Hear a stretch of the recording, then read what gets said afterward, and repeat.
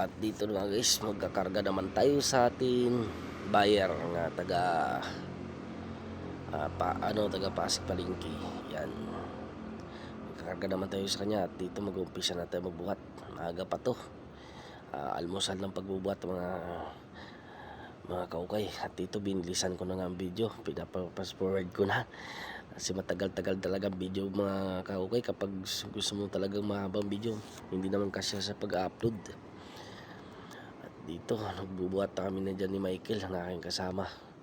Kaming dalawa nagkakarga sa kartilya at ang aking mga kasamaan naman yung naghihila. At dito mga kaukay, ayan, siyempre nag-video tayo para mapabilis ang atin At ang mga kasama ko nag-usap-usap na sila kung sino daw magaling at sino daw maghuhila sa kanilang tatlo. At yan nga si Butchok na lang ng pagkasundo na siya daw na maghihila. At yan tinulak pa ng ating tropang puging Kwalbog Titoy.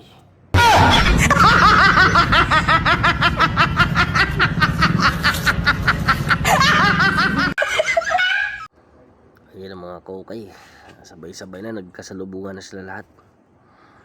At dito mga kaukay, malapit na rin ito mapuno namin ng aming kinakarga.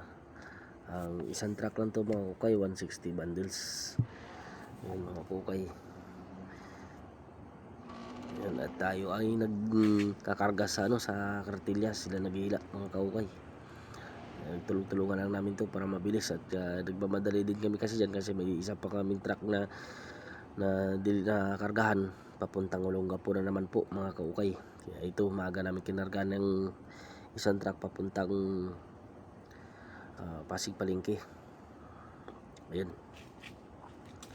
ang ginagawa natin sa araw-araw. May yan mga kaukay, mahirap din kasi siyempre pag hindi ka sanay dyan mapipilayan ka at mabigat din kasi ang pagbubuhat ng mga ganitong ukay. 45 bundles din dyan mga kaukay. Tignan mo, nalalaglag. Kung hindi ka handa dyan baka ikaw pa malaglagan ng mga bundles. Kaya kailangan umingat ka. Talagang kailangan mag-iingat ka dyan mga kaukay kasi mabigat din yan. At ito nga sinasabi nila, sabi nga nila sa mga taga-probinsya, pumunta na bininta yung mga kalabaw sa probinsya para pumunta ng Maynila. Pero iba yung nangyari sa amin, bininta namin yung kalabaw sa probinsya. Pagdating dito sa Maynila, kami ang gagawin ng kalabaw.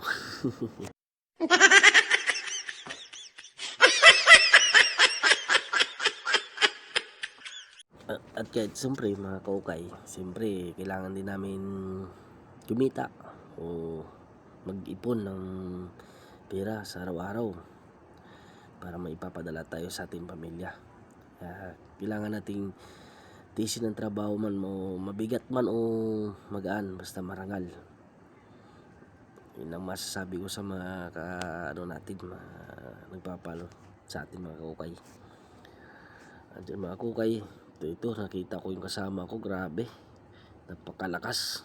15 bundles ang dinala mga kaukay. Para na siyang hindi na sa dapat kailangan sa mundo ng mga tao. Sa mundo na siya ng mga demonyo.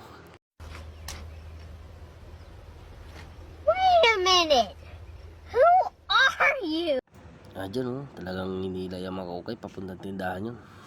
At nandito na naman yung kaibigan natin, nagpapapansin sa atin. Shout out daw sa atin, nanonood sa atin.